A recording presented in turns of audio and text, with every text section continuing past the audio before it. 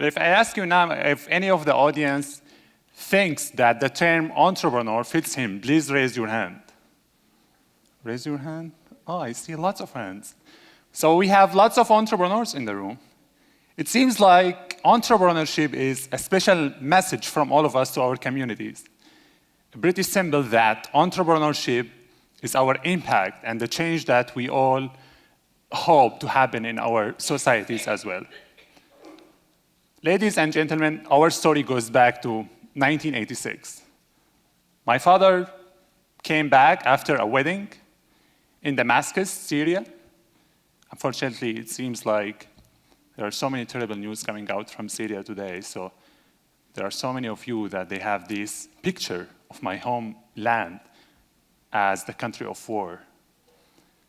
Going back to our story, my father came in 1986 from the wedding of my cousin, and then he went to my grandmother and he told her that he doesn't like to be civil engineer anymore. She said, "What are you going to be?"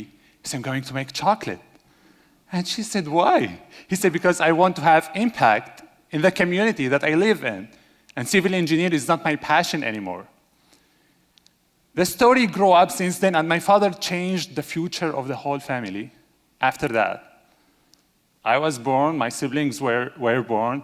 I was passionate about medicine while my family were building a very successful business in chocolate. 2002, my father opened the second largest chocolate factory in the Middle East, and he was exporting everywhere. Seems like everything was going kind of peaceful in the family. My siblings were living a happy life. You may all have heard about the Arab Spring 2011. People started asking about kind of reforms in the governments. In Syria, early 2013, the war reached Damascus, our homeland. And then we lost our house and our factory was bombed. So we fled to Lebanon and we became called refugees. Then when we were in Lebanon, we were counting down to death, so it was not a time of my life that I consider to have built. We applied to come to Canada. If I knew that I would come to Canada in mid-December, I would have never applied.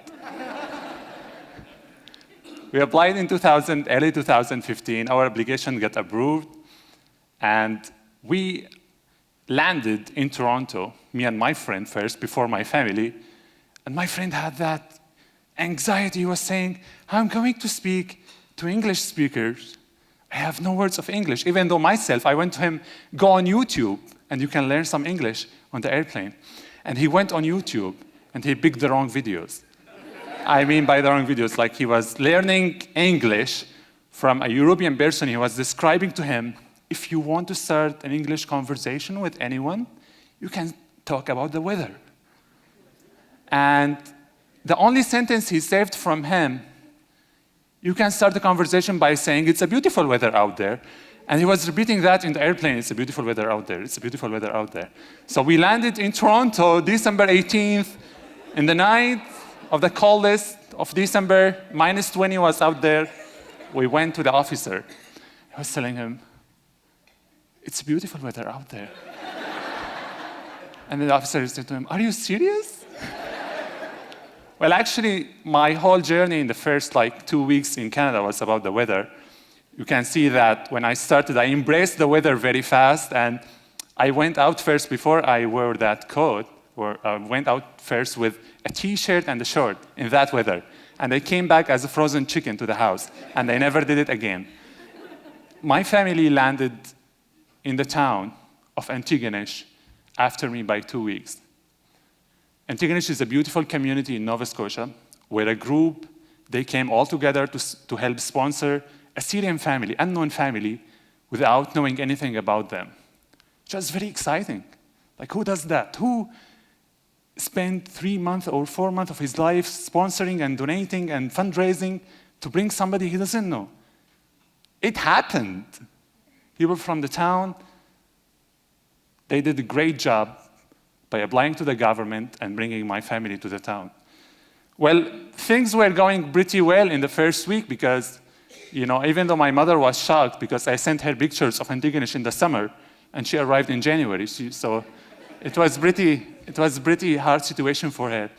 But for us, it was at the beginning that whole thing about entrepreneurship. Like, we came here, we have ideas, we have skills.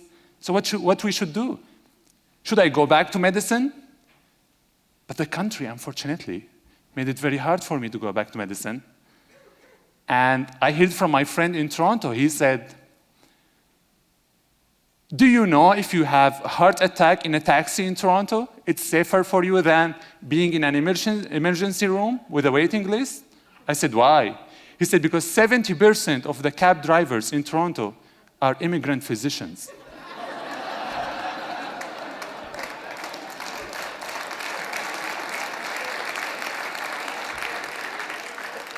And those physicians, they couldn't come back to join their skills and their talents that they brought from their homelands. It's sad, but also for me and my family, we said we are going to do the things that we came here to do it, which is entrepreneurship. Well, entrepreneurship for me and my family is like, exactly as Reid Hoffman, he said, it's like jumping from jumping off the cliffs and building a plane on the way down. Don't do it, it's risky. But for us, entrepreneurship is exactly the message that we wanted to share with this country.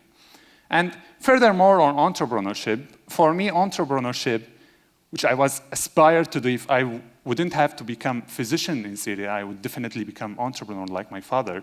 Because entrepreneurship for me is something becoming more different, unique, and special. Well, imagine yourself, you're driving a car and you arrived in a very crowded parking lot, and you want to park, and there is a car in front of you that they are also trying to park. So your chance, if you follow the car in front of you, and there is only one spot in that crowded parking lot, so your chance, if you follow the car in front of you, your chance to find a place for yourself before it is zero. They will find a place before you. Your chance, if you go right, if you go left, and you follow your own way, your chance to find a place for yourself is much higher. And that is exactly what about entrepreneurship for me and my family. When I was thinking to build a business in this country, it was by the support of the community who came all together 8:30 a.m. in the first market we did in Antigonish. 200 people were lining up to buy chocolate. Who wakes up at 8:30 a.m. to buy chocolate? Nobody does. But they felt that immigrants, and because we came from different parts of the world, they trusted that we brought something special, which was very heartwarming. And then I started thinking what to call the business. It was very clear for me that the 1986, when my father built his company in Syria, it was the International Year of Peace. I was very inspired by that, so we call the business Peace by Chocolate because we believed in the message of peace, because we suffered so much of the war. Even though I'm standing here today, I still think why we left our homeland, because all of us were born to live in our homeland. No one was born to immigrate. We built the right shop that you see now is the first chocolate place that we built by the carpenters, electricians, plumbers, everyone from the town. They came and they helped and they built it for us. This is a symbol about what a community can do. And on the left, you can see the big factory that we just opened in 2017 in September. We shifted 20 times bigger factory in only 1 year, from 2016 to 2017. Well, we were always thinking also that a country that welcomed us with open arms, we realized that it deserved the best from us, and we should definitely start thinking how to give back, how to build our community.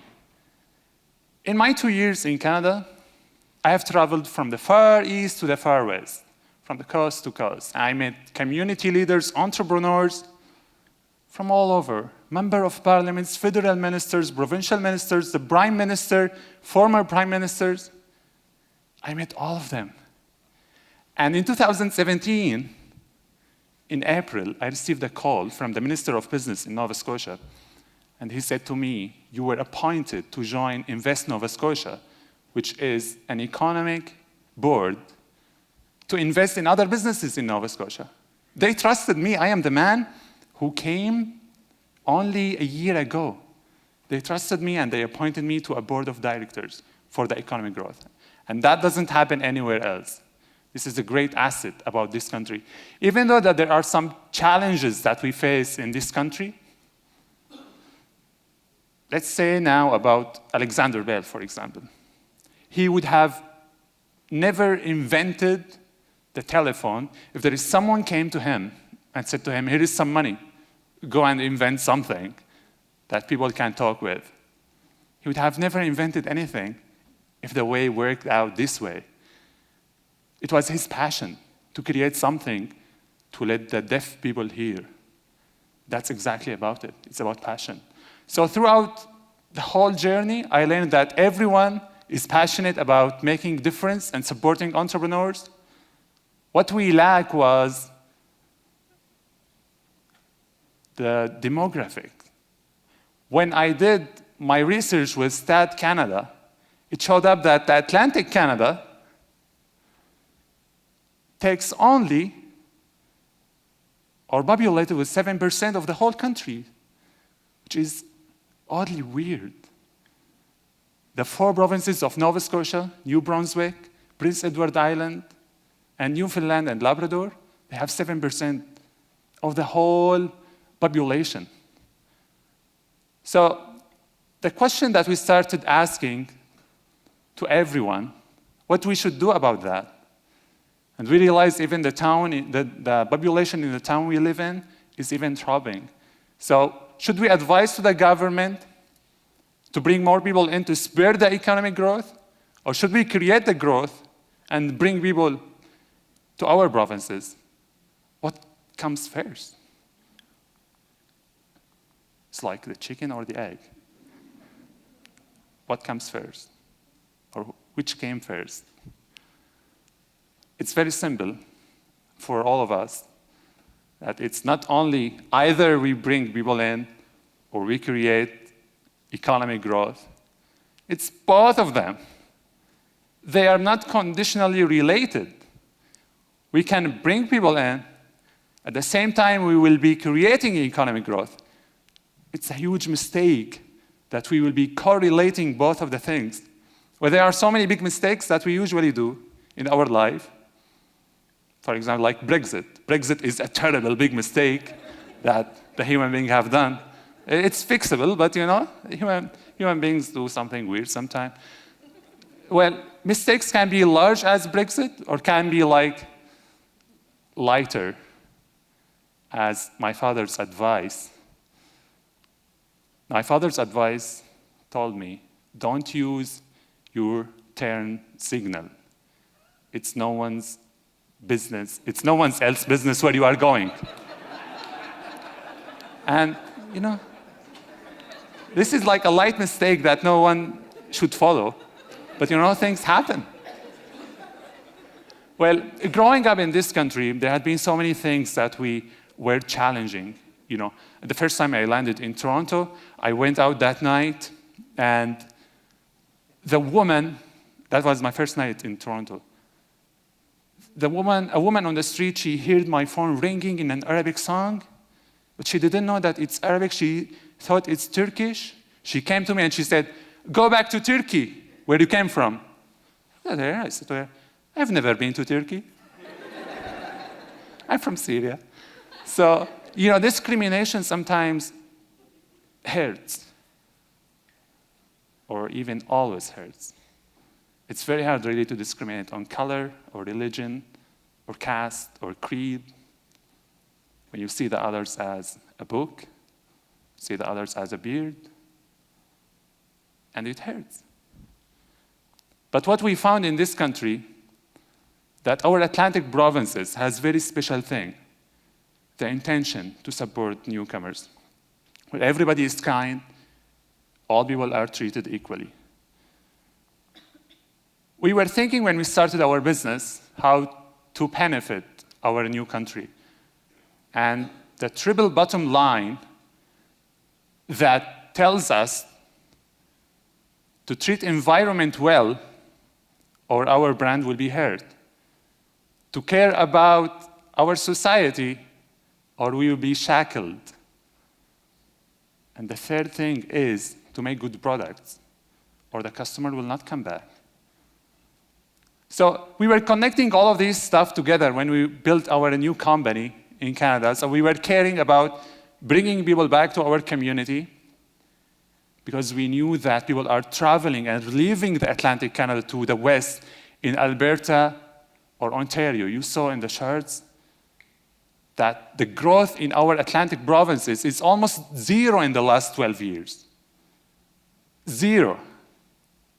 How can we sustain our communities without really caring so much about them? So there are some places where companies are usually built for profit, and those companies, at the same time, it's not wrong to be profitable, because those companies will be built by tears and blood and sweat. The way of giving back is the special thing about them. There's some examples about Anton's Cleaners. Who heard about Anton's Cleaners? Anybody heard about Anton's Cleaners? It seems like less than the half. I don't see any hands anyway. So this company, they ran a drive. It's called Codes for Kids Drive. What they do basically is they have around 200 businesses. Over 17 years, they have been collecting clothes and then redistributing it on the needy people throughout the social service. This initiative hires immigrants, and it's run by immigrants. So those people who come from different cultures, their main focus at the beginning would be how to give back. There are so many ways about giving back and how to give back. In 2016, May, I came back home and I heard the news about the wildfires in Fort McMurray. And since then, we have been working kind of a small, very tiny business in the home kitchen. But the family were full in tears. And they said that they saw in the West, Fort McMurray, how people are fleeing their homes because they lost it in a second. They exactly know what does it mean to lose everything and change your life in a split of a moment. And they said that we really have that feeling because we lost everything in our homeland. They wanted to help. That's exactly about giving back. And we couldn't really be more honored. But for you guys, if you run companies or if you are as individuals, there are tons of ways that you can really give back to your communities. From today, you can go and you can help build a small business the same way that our community helped us at the beginning. Everybody received a hand when we came to this country. If you were not born here, maybe your grandparents were born here. If your grandparents were not born here, maybe your grandparents. So, but also who came to this country, they received big support, and I wouldn't have been able to see you all here, guys, today without that support. So commit to me today that you will go out and you will post about a small business in your area. That will make a difference. Now let me just wrap up. The whole thing, as you realize, is about you. I told you a story, but at the end, it's about you. You all came here to attend TEDx talks. Nobody told you, nobody obliged you. You came here to make change. And it's you at the end who would make that change. So let me just start first by major points about immigrants, because they come here to create positive competition. They are motivated to start their lives here. Immigrants, they may have their ships back to their homeland, but they really chose to come here because they believed in the values about this country of freedom and human rights. They wanted to have a better future for their family. And no one is happy to leave his homeland, either if they were by choice, like immigrants, or if they were forced, like refugees. So there is something very special also in the Atlantic Canada happening right now, which is the Atlantic Pilot program to bring people that they have skills from overseas, which we should all support. The second point is we should all transform the world to be a hopeful place to live in, where entrepreneurs, leaders, and societies, they connect in a better way so they can find jobs to the jobless and they can find homes to the homeless. There are so many things in my mind about inspirational quotes, but what I chose to leave you with today is my biggest inspiration from Maria Robinson. She said, and that can be applied on us as a community or individuals, no one can go back and start a new beginning, but everyone can start today and make a new ending. Thank you so much.